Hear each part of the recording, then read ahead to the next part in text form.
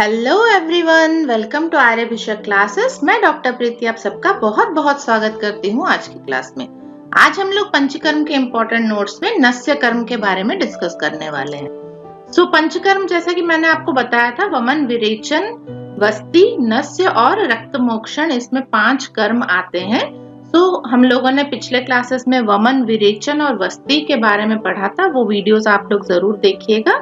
आज हम लोग नस्य कर्म के बारे में जानेंगे, क्या क्या इंपॉर्टेंट चीजें इसमें हैं याद रखने के लिए, एग्जाम के लिए। नस्य कर्म क्या होता है, कितने तरह का होता है, ये सब आज हम सीखेंगे। क्लास स्टार्ट करने से पहले आप लोग हमारा चैनल जरूर सब्सक्राइब कर लीजिए और बेल आइकन जरूर प्रेस करिए, ताकि आगे जब भी कोई क्लास अपलोड हो वो आपको नोटिफिकेशन आ जाए। आइए देखते हैं नस्य कर्म क्या होता है। नस्य कर्म पढ़ने से पहले इसका मतलब हमें पता होना चाहिए। नस्य आपके नासा शब्द से आया है। नासा का मतलब होता है नाक, ठीक है। तो नाक के द्वारा जो दवाई दी जाती है उसको हम लोग नस्य कर्म में रखते हैं। ओके, नेजल रूट हम इसको भी बोल सकते हैं। आप लोगों ने काफी सारे स्प्रे वगैरह देखे होंगे जो नाक में डाले जाते हैं, नेजल ड्रॉप्स देखे होंगे, है ना। तो वो सब नस्य की ही वेराइटी है। और आयुर्वेद में नस्य में बहुत तरह की चीजें मेंशन की गई है, सिर्फ नेजल ड्रॉप या नेजल स्प्रे नहीं, बल्कि और भी बहुत सारी चीजें हैं इसमें, जो कि हम लोग आज की क्लास में पढ़ेंगे और जानेंगे। बाकी नस्य जो होता है वो आपके पंचकर्म के प्रधान कर्म में रखा गया है, ठीक है। चरक और सुश्रुत दोनों ने ही इसे पंचकर्म के प्रधान कर्म में माना है। अब जैसा कि पंचकर्म हम लोग डिस्कस कर रहे हैं, तो पंचकर्म में 3 कर्म आपको करने होते हैं। पूर्व कर्म, और उसके बाद आता है प्रधान कर्म, उसके बाद आता है पश्चात कर्म, है ना। ये हम लोगों ने डिस्कस किया था पहले भी। पूर्व कर्म में आपको स्नेहन स्वेदन वगैरह करवाना होता है। प्रधान कर्म में आपके ये जो 5 कर्म हैं, वमन, विरेचन, वस्ति, नस्य और रक्त मोक्षण, ये आ जाते हैं। चरक ने रक्त मोक्षण नहीं माना है, इन्होंने वस्ति के ही 2 वेराइटीज माने हैं, आस्थापन वस्ति और अनुवासन वस्ति, उसको मिला के इन्होंने 5 कर दिए हैं। ये प्रधान कर्म में ये सारे कर्म आते हैं। पश्चात कर्म में आपका संसर्जन क्रम आ जाता है, और जो आपकी जैसे प्रधान कर्म है वमन, जैसे वमन के बाद हमें धूम्रपान कराना होता है, वो पश्चात कर्म में आता है, ठीक है। तो इस तरह से हर कर्म के बाद पश्चात कर्म रहता है। आपको कुछ डाइट फॉलो करने हैं, कुछ आपको चीजें आहार विहार में आपका डूज एंड डोंट्स इस तरह के आ जाते हैं कि ये खाना है, ये नहीं खाना, ये सब चीजें आपकी पश्चात कर्म में आती है।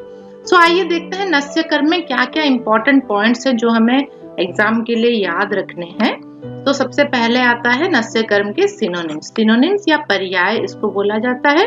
इसमें कौन कौन से टर्म आ जाते हैं? शिरोविरेचन, शिरोविरेका, मूर्धा विरेचन, नस्त प्रच्छर्दन, नावन। ओके, तो ये कुछ टर्म्स है। अगर आपको ये टर्म क्वेश्चन में मिले तो ये नस्य कर्म के लिए ही बोला गया है। नासा मार्ग से ही दवाई दी जाती है। तो यहाँ पे एक चीज मैं आपको फिर से रिवाइज करा देती हूँ कि हमारे जो रूट्स हैं वो हमारे प्रधान कर्म में बहुत इंपॉर्टेंट है, वो आपको याद रखने हैं। अलग अलग रूट्स होते हैं। जैसे वमन कर्म के लिए ओरल रूट से दवाई दी जाती है, यानी इनपुट ओरल रूट से होता है, और आपका जो मल है उसको ओरल रूट से ही बाहर निकाला जाता है, ठीक है। तो वॉमिटिंग कराया जाता है, इसमें ओरल रूट से दवाई पिलाई जाती है, ओरल रूट से ही आपके मल और दोष बाहर निकाले जाते हैं। विरेचन में क्या होता है? विरेचन में ओरल रूट से दवाई पिलाई जाती है और एनल रूट से आपके मल और दोषों को बाहर निकाला जाता है। ओके, वस्ति में क्या होता है? वस्ति में एनल रूट से दवाई दी जाती है और एनल रूट से ही आपकी जो मल और दोष हैं उनको बाहर निकाला जाता है। ये रूट्स बहुत इंपॉर्टेंट है, ये आप लोग याद रखिएगा। अब इसके बाद आ गया नस्य कर्म। नस्य कर्म में नेजल रूट का इस्तेमाल होता है। नेजल रूट से दवाई दी भी जाती है, और अगर आपको मल और दोषों को बाहर निकालना है तो नेजल रूट से ही इसको बाहर निकाला भी जाता है। ओके, यहाँ पे शिरोविरेचन, शिरोविरेक, मूर्ध विरेचन, नस्त प्रच्छर्दन और नावन, इस तरह के सिनोनिम्स बताए गए हैं जो नस्य के लिए उपयुक्त होते हैं। काफी सारी हमारी जो संहिताएं हैं, किताबें हैं, उसमें आपको अगर ये टर्म्स देखने को मिले तो उसका मतलब नस्य कर्म ही होता है। Administration of drugs through nostril is known as nasya, जैसा कि मैं आपको बता रही थी। It is specially indicated in the diseases of head. Okay, तो शिरोगत जो रोग होते हैं उनमें आपको नस्य कर्म करने के लिए कहा जाता है। लेकिन यहाँ पे एक और पॉइंट है जो मैं आपको बता देती हूँ, ऊर्ध्व जत्रुगत विकार। ऊर्ध्व जत्रुगत विकार, ओके। तो इस तरह से आप इसको याद रखिएगा।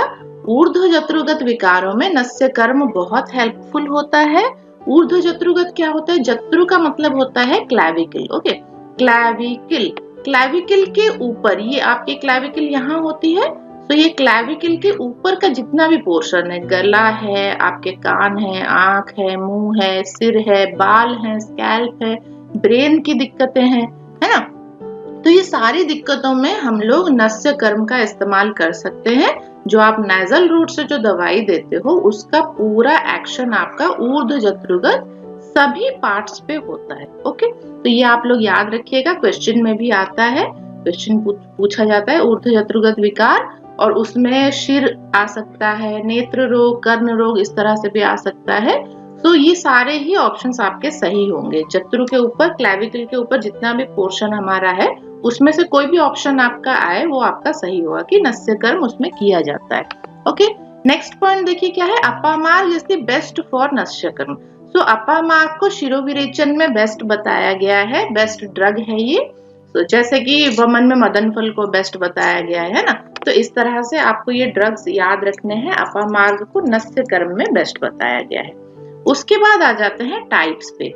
तो चरक ने 5 प्रकार के नस्य कर्म वर्णन किए हैं, जिसमें क्या क्या आते हैं देखिए, नावन नस्य, अवपीडनस्य, धूमापन नस्य, धूम नस्य और प्रतिमर्श नस्य, ओके।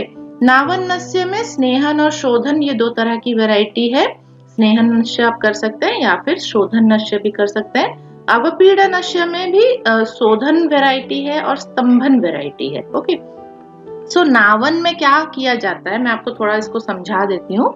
नावन में कोई ऑयल हो वो आपको नासा में डालना होता है, पोजीशन लेके। ये जैसे यहाँ पे फोटो में भी दिया गया है, देखिए इसकी हेड को पीछे की तरफ थोड़ा सा बेंड करके लिटाया गया है पेशेंट को। उसके बाद नाक में ये ड्रॉप्स डाले जा रहे हैं। ऑयल ड्रॉप्स अगर हम डालते हैं तो उसको हम लोग नावन नस्य बोलते हैं। अवपीडन से क्या होता है, जब आप किसी चीज को निचोड़ के नाक में डालते हैं, ठीक है। तो किसी चीज का रस आपको डालना हो, दूर्वा रस आपको डालना हो, आप दूर्वा को अच्छे से कूट लीजिए, उसके बाद उसको कपड़े में बांध के फिर उसको निचोड़ के जब हम नाक में डालते हैं उसको अवपीडन नस्य बोला जाता है।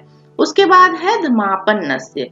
धमापन नस्य में क्या आता है, पाउडर, ठीक है। जो पाउडर वाले ड्रग्स होते हैं जब वो आप नाक से लेते हैं तो उसको धूमापन नस्य बोला जाता है। उसके बाद आता है धूम नस्य। धूम नस्य में क्या होता है, धुआं लिया जाता है। तो जो ड्रग हमें देना है उसको जला के उसका धुआं निकाला जाता है और उस धुएं को हम लोग नासा मार्ग से पेशेंट को लेने के लिए बोलते हैं, ठीक है। तो इसको धूम नस्य बोला जाता है। ये 3 प्रकार की बताई गई है, प्रायोगिक होता है, विरेचनिक होता है और स्नेहिक धूम होता है, ओके। उसके बाद है लास्ट में प्रतिमर्श नस्य, उन्होंने बताया है। प्रतिमर्श नस्य क्या होता है, डेली जो हम हेल्थ के बेसिस पे या हेल्दी रहने के लिए प्रिवेंटिव के तौर पे हम लोग ले सकते हैं, उसको प्रतिमर्श नस्य कहा जाता है। इसकी डोज सिर्फ 2 बूंद ही होती है, 2 बूंद ही आपको नाक के अंदर लेना होता है। सो ये आप डेली आप ले सकते हो, ठीक है। तो इसको हम लोग प्रतिमर्श नस्य बोलते हैं। और ये कितनी तरह की होती है, स्नेहन और विरेचन, 2 तरह की ये बताई गई है। चरक ने ये डिवीजन किया है, तो इसकी जनरल आइडिया आपको आ गई होगी। नस्य की ये जो वेराइटीज हैं इसमें क्या डिफरेंस है, बेसिक डिफरेंस आपको समझ में आ गया होगा, आई थिंक सो। आगे चलते हैं। आगे देखिए types of nasya as per action. So action, इसका जो कर्म है उसके अकॉर्डिंगली क्या क्या टाइप्स बताई गई हैं। एक है आपका रेचन, दूसरा है तर्पण, तीसरा है शमन, ओके। तो रेचन में क्या होता है, दोषों को बाहर निकाला जाता है। दोषों को बाहर निकालने के लिए ये दिया जाता है। तर्पण में कुछ वृंगण आपको करना है, कुछ वहां पे क्षय हो रहा है, तो उसके लिए हम लोग तर्पण नस्य का इस्तेमाल करते हैं। और शमन में क्या करते हैं, अगर कोई दोष वहां पे बढ़ा हुआ हो, वात हो, पित्त हो, कफ हो, उसको शांत करने के लिए हम लोग नस्य का इस्तेमाल करते हैं। तो कर्म के आधार पे ये 3 तरह की वैरायटीज बताई गई हैं। नेक्स्ट पॉइंट देखिए क्या लिखा है, shirovirechana and snehana are the types of nasya as per Sushruta. तो सुश्रुत ने माना है शिरोविरेचन आप करा सकते हो या फिर स्नेहन करा सकते हो, ठीक है। As per Sushruta nasya, shirovirechana, pratimarsha, avapida and pradhamana are the sub types of shirovirechana and snehana as per Sushruta. और इसके सब टाइप्स में इन्होंने शिरोविरेचन बताया है, कि नस्य बताया है, प्रतिमर्श बताया है, अवपीड़ बताया है और प्रधमन नस्य बताया है। ठीक है, धमापन नस्य और प्रधमन नस्य एक ही चीज होती है। इसमें पाउडर के रूप में ड्रग्स एडमिनिस्टर किए जाते हैं आपके नासा मार्ग से। सो ये आपका सब टाइप्स है शिरोविरेचन का, सुश्रुत ने ये माना है। उसके बाद देखिए वाग्भट ने क्या कहा है, विरेचन, बृंघन और शमन नस्य। वाग्भट ने ये वेराइटीज बताई हैं, विरेचन नस्य, बृंघन नस्य और शमन नस्य। ये आप लोग याद रखिएगा, क्योंकि ऑथर वाइज भी पूछा जाता है कौन से आचार्य ने किस तरह का नस्य वर्णन किया है, कौन सा नस्य माना है, कौन सा नस्य नहीं माना है। तो ये आपको ऑथर वाइज याद रखना पड़ेगा। उसके बाद देखिए बृंघन एंड कर्षण नस्य आर फाउंड इन काश्यप संहिता। तो काश्यप, आचार्य काश्यप ने बताया कि बृंघन नस्य होता है और कर्षण नस्य होता है। नेक्स्ट क्या है देखिए, according to Sharangdhar, avapida and pradhamana are included in rechana nasya, while marsha and pratimarsha are included in snehana नस्य।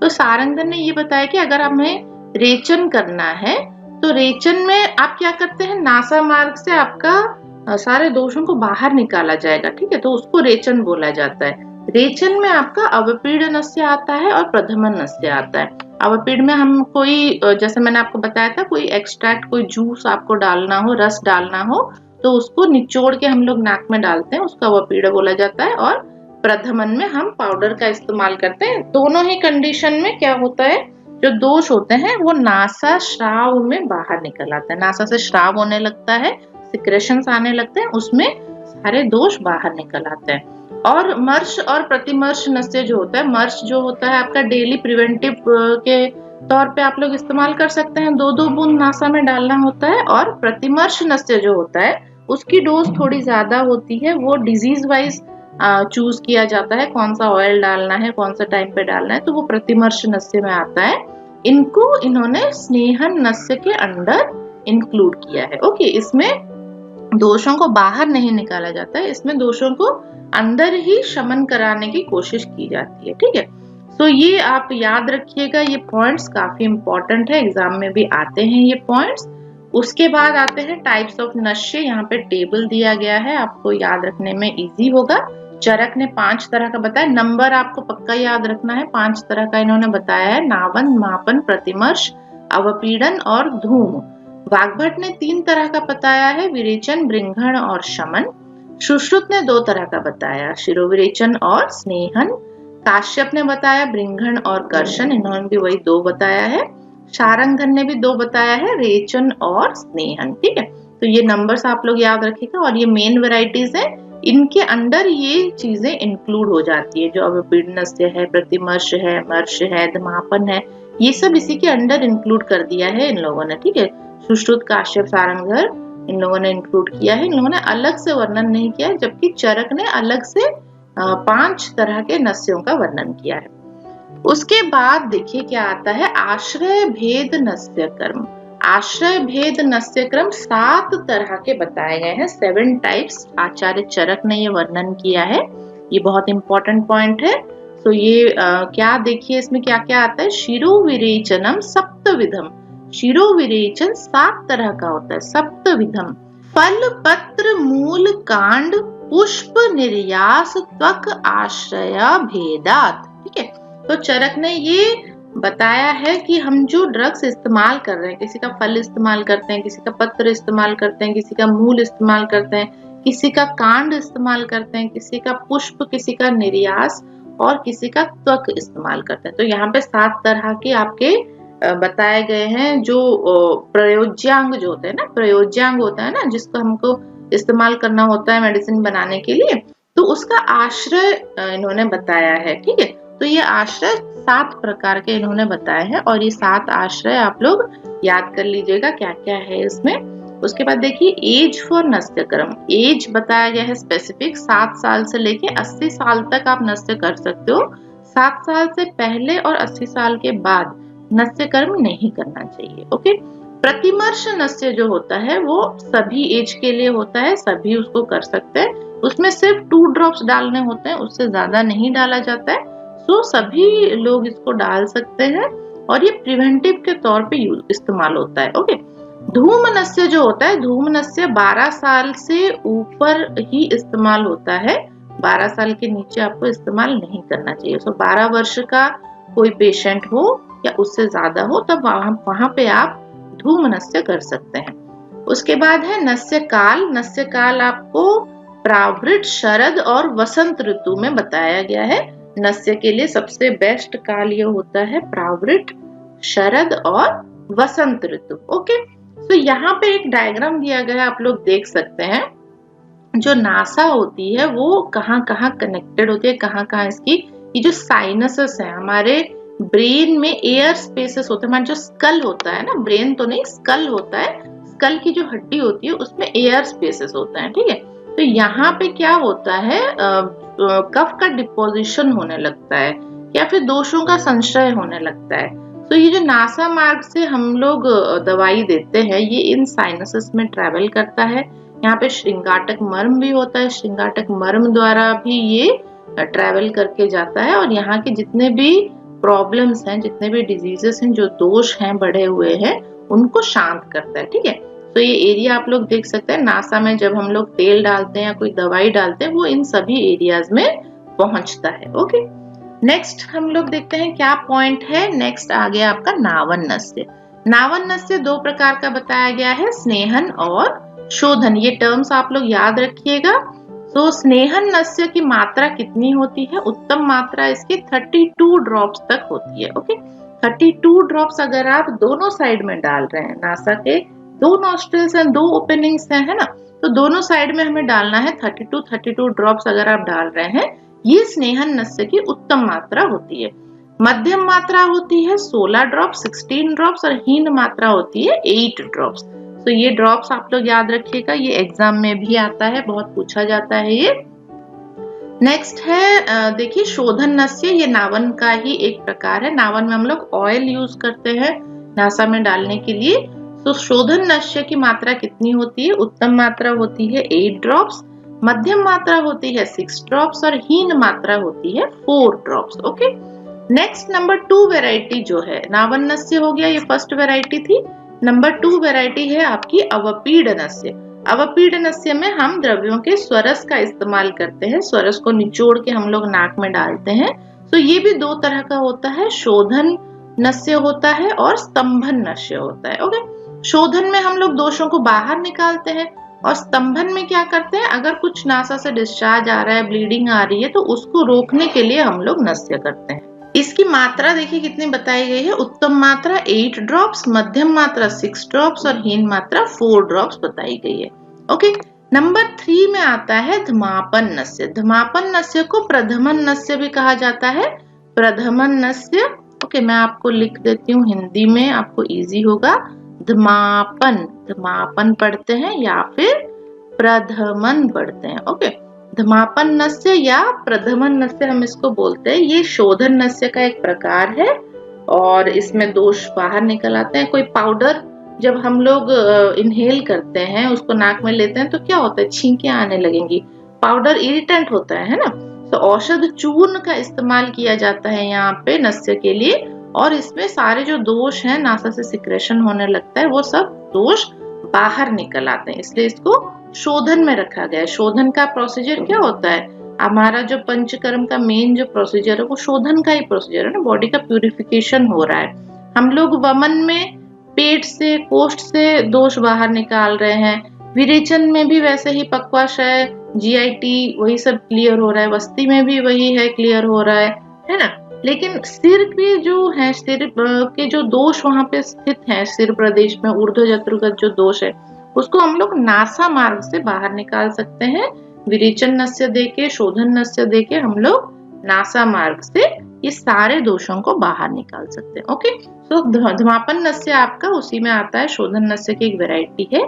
Next देखिए धूम नस्य आता है। धूम नस्य में आपके धुएं का इस्तेमाल होता है। तो कोई ड्रग्स की वर्ती बना ली जाती है, इस तरह की वर्ती के अग्रभाग में आग लगा के बुझा दी जाती है, फिर उसमें से धुआं निकलने लगता है। ओके, इस धुएं को क्या करते हैं, एक कोनिकल शेप का न्यूज़पेपर या कोई पेपर से बना सकते हैं, ऊपर जिसका छोटा सा छेद हो, नीचे बड़ा हो। इस धुएं को इसमें से आप निकाल के नासा के नीचे आप पकड़ के रख सकते हैं और पेशेंट को आपको बोलना होता है कि इस धुएं को वो अंदर ले और मुंह से बाहर निकाले। इस तरह से ये धूम नस्य किया जाता है। ये 3 प्रकार का बताया गया है, प्रायोगिक धूम, वैरेचनिक धूम और स्नेहिक धूम। ओके, तो ये वेराइटीज आप लोग नाम याद रखिएगा। धूम नस्य के 3 प्रकार बताए गए हैं। ये भी क्वेश्चन बहुत आता है, इंपॉर्टेंट पॉइंट है ये। इसके बाद है नंबर 5 में प्रतिमर्श नस्य।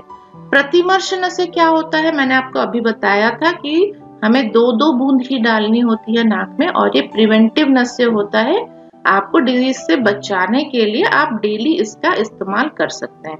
सो फिंगर डिप्ड इनटू स्नेह द्रव्य and apply the drops in nostril. आपको अपनी उंगली ऑयल में डुबोनी है, फिर उसको निकाल के 2 बूंद आपको अपने नासा में अप्लाई करना है। आप डाल सकते हैं या फिर अंदर आप उंगली से लगा भी सकते हैं। ठीक है, तो प्रतिमर्श नस्य इस तरह से लिया जाता है। मात्रा इसकी 2 बूंद होती है। ये बहुत बहुत इंपॉर्टेंट है, बहुत बार ये क्वेश्चन आता है, पूछा जाता है। प्रतिमर्श नस्य की मात्रा 2 बूंद होती है। तो दोनों नासा में, मतलब दोनों नॉस्ट्रिल में आप 2-2 बूंद इसको अप्लाई कर सकते हैं। अकॉर्डिंग टू वाग्भट, स्नेहन नस्य 2 बताई गई है, जिसमें मर्श और प्रतिमर्श बताया गया है। तो वाग्भट ने जो वैरायटी बताई है स्नेहन नस्य की, मर्श नस्य भी स्नेहन करता है और प्रतिमर्श नस्य भी स्नेहन के लिए इस्तेमाल होता है। ओके, प्रतिमर्श नस्य काल कितने बताए गए हैं? 15 बताए गए हैं वाग्भट अनुसार, और चरक अनुसार 2 बताए गए। ये नंबर आप लोग याद रखिएगा, ये पूछा जाता है। तो प्रतिमर्श नस्य काल जो होता है वो वाग्भट ने 15 बताए हैं और चरक ने 2 बताए। प्रतिमर्श के बाद आता है मर्श नस्य। तो मर्श नस्य अपना डिजीज वाइज यूज किया जाता है, कौन सा ऑयल आपको यूज करना है, और इसकी डोज थोड़ी ज्यादा रहती है। तो डोज कितनी रहती है इसकी? उत्तम मात्रा होती है 10 ड्रॉप 10 ड्रॉप्स, मध्यम मात्रा होती है 8 ड्रॉप्स और हीन मात्रा होती है 6 ड्रॉप्स। तो इस तरह से आप मात्रा निर्धारण कर सकते हैं कौन सा डिजीज है, डिजीज का सीवियरिटी कितना है, पेशेंट की सहन शक्ति कितनी है, उसके हिसाब से आप उसका डोज डिसाइड कर सकते हैं, मात्रा डिसाइड कर सकते हैं, और 6 ड्रॉप्स 8 ड्रॉप्स या फिर 10 ड्रॉप्स तक आप इसको दे सकते हैं। बेस्ट स्नेह फॉर मर्श एंड प्रतिमर्श नस्य इज तेल। सो तेल का इस्तेमाल किया जाता है। अगर आप मर्श या प्रतिमर्श नस्य करना चाहते हैं तो वहां पे आपको तेल का इस्तेमाल करना चाहिए। स्नेह द्रव्य 4 बताए गए हैं, हमने पढ़ा था स्नेहन वाले चैप्टर में, वो वीडियो आप लोग जरूर देखिएगा, उसमें बताया गया है स्नेहन के बारे में डिटेल्स में। तो स्नेह द्रव्य 4 होते हैं, घी, तेल, वसा और मज्जा, है ना, वसा और मज्जा। तो 4 प्रकार के ये जो होते हैं स्नेह द्रव्य, इसमें तेल को बेस्ट बताया गया है मर्श और प्रतिमर्श नस्य के लिए। ओके, तो ये पॉइंट आप लोग याद रखिएगा। नेक्स्ट पॉइंट पे चलते हैं, देखते हैं नावन नस्य के इंडिकेशंस क्या हैं। इंडिकेशंस मतलब किस डिजीज में आप इसको दे सकते हो।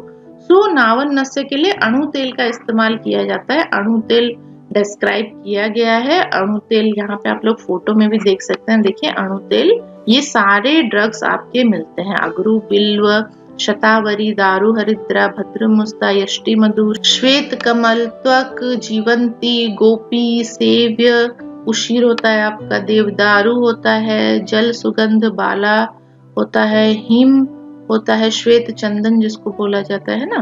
तो ये सारे ड्रग्स इसमें पाक किए जाते हैं, तेल पाक करके अणु तेल बनाया जाता है। तो अणु तेल आपका बहुत इंपॉर्टेंट तेल है नस्य के लिए। ये कौन कौन से डिजीज में आप लोग दे सकते हैं? नस्य कर्म या नावन नस्य हम लोग कर सकते हैं। वातज शिरोरोग, दंतपात, केशपात, केशपात मतलब अगर बाल झड़ रहे हैं, दांत टूट रहे हैं, गिर जा रहे हैं, तो उसमें आपको नस्य कर्म करना चाहिए।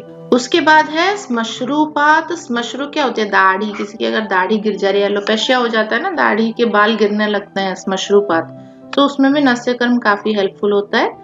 तीव्र कर्णशूल, कान में अगर पेन हो रहा है, कर्ण श्वेद हो रहा है, तिमिर है, तिमिर आंखों की बीमारी होती है, श्वेदोपघात हो गया है, वहां पे पसीना नहीं आ रहा है, नासा रोग है, मुख शोष है, अपबाहुक है, अकालज वली पतित है ना। अकालज वली मतलब जिसको बोलते हैं रिंकल्स। रिंकल्स अगर प्रीमैच्योर रिंकल्स हो रहे हैं तो वहां पे भी नस्य कर्म आपको करना चाहिए, आपकी स्किन ग्लो करने लगेगी। ओके, दारुण प्रबोध अगर है और वात पित्तज मुख रोग अगर है, तो इस तरह के अगर डिजीजेस है इनमें हम लोग अणु तेल का इस्तेमाल कर सकते हैं नावन नस्य करने के लिए। इसके बाद देखिए क्या लिखा है, अवपीड़न नस्य इज यूजफुल इन कंठ रोग, सन्निपात ज्वर, अनिद्रा, विषम ज्वर, कृमि, रक्त पित्तज रोग। तो अवपीड़न नस्य मीन्स हम वहां पे स्वरस का इस्तेमाल करते हैं। तो स्वरस एंड कल्क are used in this therapy. पहले कल्क ही बनाना होता है, फिर उसको निचोड़ोगे तभी स्वरस निकलेगा, है ना। तो ये सारे रोगों में हम लोग अवपीड़न नस्य दे सकते हैं। उसके बाद प्रधमन नस्य भी बताया गया है। प्रधमन नस्य तीव्र दोषों में किया जाता है, क्योंकि प्रधमन नस्य आपके शोधन की एक वैरायटी है, तो इसमें दोष बाहर निकल आते हैं। अगर बहुत ज्यादा दोष बढ़े हुए हैं तो वहां पे हमें प्रधमन नस्य करना चाहिए, जिसमें कि चूर्ण या पाउडर फॉर्म में आपके ड्रग्स दिए जाते हैं नाक के अंदर। धूम नस्य इज इंडिकेटेड इन शिरोरोग, नासा रोग एंड अक्षी रोग। आंखों की डिजीज है, नासा की डिजीज है, वहां पे धूम नस्य हम लोग कर सकते हैं। आप लोग यहाँ पे फिगर में देख सकते हैं, जो कि मैं आपको बता रही थी। ऐसे कोनिकल ये आपको बनाना है, नीचे से वर्ती बनाई जाती है नस्य के लिए। वर्ती के अग्रभाग में आग लगा के बुझा दिया जाता है, फिर उसमें से धुआं जो निकलता है वो पेशेंट को इस तरह से लेना होता है। ओके, तो ये आप लोग याद रखिएगा। नेक्स्ट है स्नेह, पर्टिकुलरली तेल इज यूज्ड इन मर्श एंड प्रतिमर्श, जो कि मैं आपको बता रही थी। मर्श और प्रतिमर्श के लिए अगर आपको स्नेह चूज करना है तो उसमें आपको तेल प्रिपरेशन ही चूज करना चाहिए, वो सबसे बेस्ट होता है। ड्रॉप्स के फॉर्म में आपको उसको लेना होता है। Dose of marsha and pratimarsha 10 drops and 2 drops respectively. Marsha अगर आप कर रहे हैं तो उसमें 10 ड्रॉप्स बताए गए हैं उत्तम मात्रा में, और प्रतिमर्श में 2 ड्रॉप्स बताए गए हैं, जो कि आप डेली ले सकते हैं। मर्श आपको एक लिमिटेड पीरियड तक आप ले सकते हैं, किसी बीमारी के लिए आपको देना है तो वो आप ले सकते हैं। और प्रतिमर्श आपका प्रिवेंटिव होता है, प्रिवेंटिव मेजर के तौर पे, बीमारी ना हो आगे उसके लिए आप प्रतिमर्श नस्य रोज ले सकते हैं। उसके बाद नेक्स्ट पॉइंट देखिए, pratimarsha nasya is contraindicated in peenas, madyapeet, krimij shiroroga and teevra dosha. अगर बहुत ज्यादा दोष बढ़े हुए हैं तो वहां पे 2 ड्रॉप आपका कोई भी रिजल्ट नहीं देगा, ठीक है। तो वहां पे प्रतिमर्श नस्य आपको नहीं करना है, वहां पे आपको क्या करना है, तीव्र दोषों में प्रधमन नस्य, शोधन नस्य आपको करना है। प्रतिमर्श नस्य से आपको कोई फायदा नहीं होगा। और पीनस अगर है, पीनस मतलब नासा स्राव और सर्दी जुकाम जिसको बोला जाए, नाक से पानी आ रहा है, तो वहां पे भी आप तेल लगा दोगे वो बह जाएगा, है ना, तो वहां पे भी वो फायदा नहीं देगा। इसके बाद मद्यपीत है, बहुत शराब पिया हुआ है, कृमिज शिरोरोग है, किसी को कृमि हो गई है सिर में, तो वहां पे भी प्रतिमर्श नस्य आपका इफेक्टिव नहीं होता है, ये नस्य आपको नहीं देना चाहिए वहां पे। नेक्स्ट पॉइंट पे चलते हैं, इंडिकेशंस ऑफ नस्य इन जनरल। तो नस्य हम कौन कौन से रोग में दे सकते हैं इन जनरल मीन्स नस्य की 5-6 वैरायटीज आपको मिल गई है ना, बहुत तरह के नस्य बताए गए हैं, तो उनमें से कोई भी नस्य आप इस्तेमाल करिए। तो ये कुछ डिजीजेस बताई गई हैं यहाँ पे, जिसमें क्या क्या आता है देखिए, शिरः स्तंभ, मन्या स्तंभ, दंत स्तंभ, हनुग्रह। तो ये आगे सारा स्टिफनेस। ओके, तो स्टिफनेस में हम लोग नस्य दे सकते हैं, स्नेहन कराएगा वो।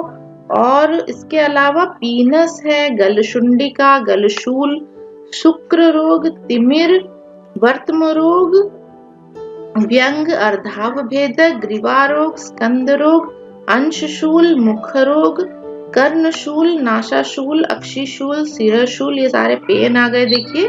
अर्दित है, अपतंत्रक है, अपतानक है, गलगंड है, दंतशूल, दंतहर्ष, चलदंत, नेत्र रोग, अर्बुद, स्वरभेद, वाक ग्रह, गदगदत्व है और कंठ नाड़ी है, ठीक है। वाक ग्रह, गदगदत्व, स्वरभेद, ये सब आपकी वॉइस डिसऑर्डर्स हैं, जिसमें वॉइस सही से नहीं निकलती है कुछ लोगों की, कुछ लोगों को बोलने में दिक्कत होती है ना, आवाज उनकी खराब हो जाती है, वॉइस बॉक्स खराब हो जाता है, तो वहां पे आप लोग नस्य कर सकते हैं, बहुत ही फायदेमंद होता है ये। यहाँ पे राइट साइड में आप लोग एक टेबल देख सकते हैं, इस तरह की टेबल पे पेशेंट को लिटाया जाता है, ये मसाज टेबल जैसा ही है। इस इधर ऊपर आपका पिलो देके यहाँ पे पेशेंट को लिटाया जाता है, उसका सर पीछे की ओर करके, फिर आप लोग ऊपर से नस्य उसमें दे सकते हैं, ऑयल दे सकते हैं, या फिर जो जिस तरह का भी आपको मेडिसिन देना है आप उसको दे सकते हैं। ओके, बाकी जो धूम नस्य है वो बैठा के कराया जाता है, सीधा वो लेटा के नहीं होता है, बैठा के दिया जाता है। तो ये पोजीशंस आप लोग थोड़ा सा याद रखिएगा। नेक्स्ट पॉइंट पे चलते हैं। देखिए कॉन्ट्रा इंडिकेशन ऑफ नस्य। तो कहाँ हमें नस्य नहीं करना चाहिए। देखिए भुक्त भक्त, अजीर्ण, स्नेहपान, मद्यपान, तोयपान, स्नेहादि पीत कामः, मतलब जिसको पीने की इच्छा हो, स्नेह, स्नान कामः, स्नान शिर, जो सिर से स्नान करके आया हो, क्षुद्रात्र, श्रमार्थ, मत, मूर्छित, शस्त्र दंडाहत, जिसको शस्त्र या दंड से आहत हुआ हो, ना, इंजुरी जिसको हुई हो। देन व्यवाय क्लांत, व्यायाम क्लांत, पान क्लांत, मतलब इन सब चीजों से जो थक गया हो बहुत ज्यादा। नवज्वर, शोकाभिताप, विरिक्त, अनुवासित, विरिचन जिसका हुआ हो तुरंत ही, अनुवासन जिसका हुआ हो, इन लोगों को नहीं देना चाहिए नस्य। ओके, देन गर्भिणी में नहीं देना चाहिए। नव प्रतिशायार्थ, जिसको नया नया प्रतिशय हुआ है उसको भी नहीं देना चाहिए। और तृष्णार्थ, जो प्यास से पीड़ित हो उनको भी नहीं देना चाहिए। तो यहाँ पे कुछ टर्म्स बताए गए हैं, कुछ डिजीजेस बताई गई हैं और कुछ कंडीशंस बताई गई हैं जिस कंडीशन में आपको नस्य कर्म नहीं करना चाहिए। ओके, कोई अभी अभी स्नेहपान करके आया है, कोई मद्य पी के आया है, तो ऐसी कंडीशन में आपको स्नेहपान, आपको नस्य नहीं करना चाहिए। ओके, तो ये पॉइंट्स आप लोग याद रखिएगा। उसके बाद देखिए क्या लिखा है, nasya is contraindicated below 7 years and above 80 years। तो 7 से लेके 80 years तक हम लोग नस्य कर सकते हैं, उससे पहले नहीं करना चाहिए और उसके बाद भी नहीं करना चाहिए। प्रतिमर्श नस्य ही होता है जो किसी भी एज में आप लोग दे सकते हैं, और धूम नस्य 12 साल के बाद ही दिया जाता है। ये मैंने पहले भी आपको बताया था, बट इम्पोर्टेंट है इसलिए रिपीटेशन है यहाँ पे, आप इसको याद रखिएगा। प्रवृत्त, शरद और वसंत ऋतु आर बेस्ट सीजन्स फॉर नस्य कर्म, ये भी मैंने बताया था। देन पूर्वाह्न, मध्याह्न एंड अपराह्न आर बेस्ट टू नस्य कर्म इन केस ऑफ कफज, पित्तज एंड वातज रोग रेस्पेक्टिवली। सो यहाँ पे ये चीज आपको जाननी है, अगर कफज विकार है तो आपको पूर्वाह्न में नस्य करना है, एकदम मॉर्निंग टाइम में नस्य करना है। पित्तज विकार है तो मध्याह्न में, डे टाइम में, नून टाइम में आप नस्य करिए। और वातज रोग में अपराह्न में या इवनिंग में आपको नस्य कर्म करना चाहिए। ओके, नेक्स्ट पॉइंट देखिए क्या लिखा है, feeling of lightness of head and good sleep are सम्यक नस्य लक्षण। तो नस्य आपका सम्यक रूप से हुआ है, सही से हुआ है, कैसे पता चलेगा, पेशेंट को सिर में हल्कापन रहेगा और अच्छी नींद आएगी। ठीक है, तो अगर ये दोनों सिम्टम्स आपके पेशेंट में आ रहे हैं नस्य के बाद, तो नस्य आपका सही से हुआ है, आपको पता चलेगा इससे। नेक्स्ट है वायु विकृति, इंद्रिय रुक्षता, कंडू, अंग गौरव, नासा अक्षी, मुख स्राव आर ड्यू टू हीन योग नस्य कर्म। अगर नस्य सही से नहीं होता है, हीन होता है, तो वहां पे वायु विकृति हो जाती है, इंद्रियों में रुक्षता आ जाती है, कंडू होने लगता है, खुजली होने लगती है, अंग गौरव होने लगता है, नाक, आंख और मुंह से स्राव आने लगते हैं। ठीक है, तो ये कुछ पॉइंट्स हैं, आप लोग याद रखिएगा इसको। इसके बाद देखिए कफ श्राव from nose, sharira gurutva and abnormal function of indriyas are due to atiyoga of nasya karma. अगर नस्य का अतियोग हो रहा है, जरूरत से ज्यादा आप उसमें मेडिसिन डाल देंगे तो क्या होगा, नासा से कफ श्राव होने लगेगा, शरीर में भारीपन आ जाएगा और इंद्रियां भी सही से काम नहीं करेंगी। नेक्स्ट है धूमपान इज इंडिकेटेड आफ्टर वमन कर्म एंड नस्य कर्म। सो वमन के बाद और नस्य कर्म दोनों के बाद ही धूमपान बताया गया है करने के लिए। धूमपान जैसे धूम नस्य दिया जाता है उसी तरह की विधि होती है धूमपान की भी। तो नासा से आपको धुआं लेना है और मुंह से उसको छोड़ना है। ठीक है, तो ये हमेशा आप लोग याद रखिएगा। धूमपान का जो रूट है मैं आपको लिख देती हूँ। धूमपान नेसल रूट से आपको ये लेना होता है, इनपुट होता है, और मुंह से, ठीक है, ओरल, मुंह से ये बाहर निकलता है। धुआं को बाहर निकाल देना चाहिए, आपको इसको निगलना नहीं चाहिए। ओके, तो ये धुआं आप लीजिए और मेडिकेटेड धुआं जो होता है उसको आप लीजिए नासा मार्ग से और मुंह से बाहर निकालिए। बाकी धूमपान मुंह से लेके मुंह से भी बाहर निकाला जा सकता है, लेकिन नासा से आपको ये धुआं बाहर नहीं निकालना चाहिए, हमेशा याद रखिए। ठीक, तो नासा मार्ग से लेके आप निकाल सकते हैं और ओरल लेके भी ओरल से निकाल सकते हैं, लेकिन नेजल रूट से आपको कभी भी बाहर नहीं निकालना चाहिए। तो ये धूम्रपान का रूल है, ये आप लोग याद रखिएगा।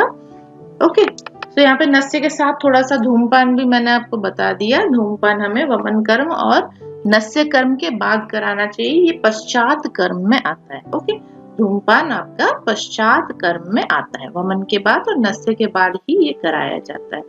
इसके बाद देखिए कवल ग्रह बताया गया है। कवल ग्रह इज आल्सो एडवाइज्ड आफ्टर धूम्रपान इन केस ऑफ नस्य कर्म। नस्य कर्म में धूम्रपान के बाद कवल ग्रह भी बताया गया है। कवल ग्रह क्या होता है? मुंह में कोई दवाई भर के अगर आप उसको चला रहे हो, जैसे हम लोग कुल्ला करते हैं ना, पानी लेके हम लोग कुल्ला करते हैं, तो उसको कवल ग्रह बोला जाता है। ठीक है, तो दवाई दी जाती है, इसमें गर्म पानी दिया जाता है, उसको कवल ग्रह हम लोग करा सकते हैं। नस्य के बाद धूम्रपान करा के उसके बाद आप कवल ग्रह करा सकते हैं। ठीक, तो ये भी इसका पश्चात कर्म में आता है। नस्य के धूम्रपान और कवल ग्रह दोनों ही इसके पश्चात कर्म में आते हैं।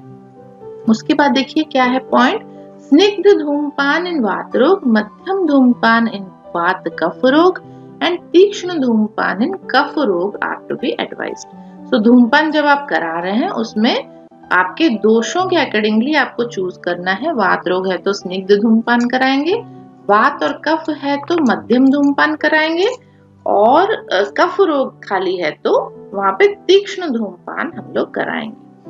नेक्स्ट पॉइंट देखिए, एक और टर्म आया वहां यहाँ पे, in gandush the drug movement is absent while in kaval graha it is present. So गंडूश धारण भी कराया जाता है।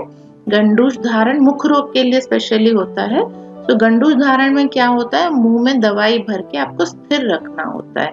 जब तक आपकी आंखों से पानी ना निकले तब तक आपको दवाई मुंह में भर के स्थिर रखना है, इसको हिलाना नहीं है। तो इसको गंडूश कर्म कहते हैं। ये टर्म्स आप लोग याद रखिएगा। गंडूश, ये भी काफी एग्जाम में पूछा जाता है, गंडूश क्या होता है, गंडूश और कवल। ओके, तो गंडूश में मुंह में भर के दवाई को आपको रखना है स्थिर, और कवल में क्या है, मुंह में आप दवाई भर के इसको आपको चलाना है। ठीक है, तो मुंह को चलाना है, कुल्ला जैसा करना है, उसको कवल बोलते हैं। ये दोनों टर्म्स आप लोग याद रखिएगा। ओके, असंचारी बोलते हैं। असंचारी गंडूश में होता है और संचारी होता है कवल में। असंचारी मीन्स आपको संचरण नहीं करना है, उसको नहीं हिलाना है। संचारी होता है कवल, जो कि आपको हिलाना होता है। ये दोनों टर्म्स आप लोग याद रखिएगा। ये पश्चात कर्म में ही आता है, ये प्रधान कर्म नहीं है, पश्चात कर्म में इसको रखा गया है। The only difference in मर्श and प्रतिमर्श नस्य is the dose. Low dose in प्रतिमर्श and high dose in मर्श। ये तो हम ऑलरेडी डिस्कस कर चुके हैं। तो ये भी इम्पोर्टेंट पॉइंट है, सिर्फ डोज का ही डिफरेंस होता है प्रतिमर्श और मर्श में। प्रतिमर्श में 2 बूंद दी जाती है और मर्श में आप 10 बूंद तक दे सकते हैं। प्रतिमर्श प्रिवेंटिव होता है और मर्श डिजीज के लिए क्यूरेटिव होता है। ठीक है, तो ऐसे आप लोग इसको याद रख सकते हैं डिफरेंस को। और आज हम लोगों ने काफी चीजें पढ़ी है ना नस्य के बारे में, कैसे दी जाती है। नस्य का पोजीशन जो है, आप अगर ऑयल दे रहे हैं, कोई स्वरस दे रहे हैं, तो हमेशा आपको हेड बैक की तरफ बेंड करके, लेट के सुपाइन पोजीशन में हेड के नेक के नीचे आपको लगाना है एक पिलो, और हेड को पीछे की तरफ बेंड करके आपको नस्य एडमिनिस्टर करना है। ये आपको याद रखना है पोजीशन। ओके, तो इस तरह से हमने आज बहुत सारी चीजें डिस्कस करी। आई होप आपको समझ में आया होगा। ये सारे इम्पोर्टेंट पॉइंट्स आप लोग नोट कर लीजिएगा अपनी कॉपी में, है ना। और इसके बाद हम लोग नेक्स्ट क्लास में आगे के टॉपिक्स भी पढ़ेंगे, क्या क्या है आगे, और हमारा जो बताया गया है पंचकर्म में। इसके बाद रक्त मोक्षण के बारे में हम लोग पढ़ेंगे। सो तब तक आप लोग हमारा चैनल जरूर सब्सक्राइब कर लीजिए और ये वीडियो अपने फ्रेंड्स के साथ भी शेयर करिए, ताकि वो लोग भी इसका फायदा उठा पाए। बिल्कुल फ्री एक्सेस है वीडियोस का। और जब भी आप हमारा चैनल ओपन करते हैं तो आप लोग प्लेलिस्ट में जाइए। प्लेलिस्ट में आपको सब्जेक्ट वाइज क्लासेस मिल जाएंगी, तो सब्जेक्ट वाइज क्लासेस आप वहाँ पे अटेंड कर सकते हैं। फ्री एक्सेस है बिल्कुल। आप लोग अपने फ्रेंड्स के साथ भी शेयर करिए, तो वो लोग भी घर में बैठ के आराम से पढ़ाई कर सकते हैं, है ना। तो आज के लिए इतना ही, फिर मिलेंगे नेक्स्ट क्लास में। तब तक स्वस्थ रहिए, मस्त रहिए, खाते पीते रहिए। Okay, thank you so much और आप लोगों को मेरा नमस्कार।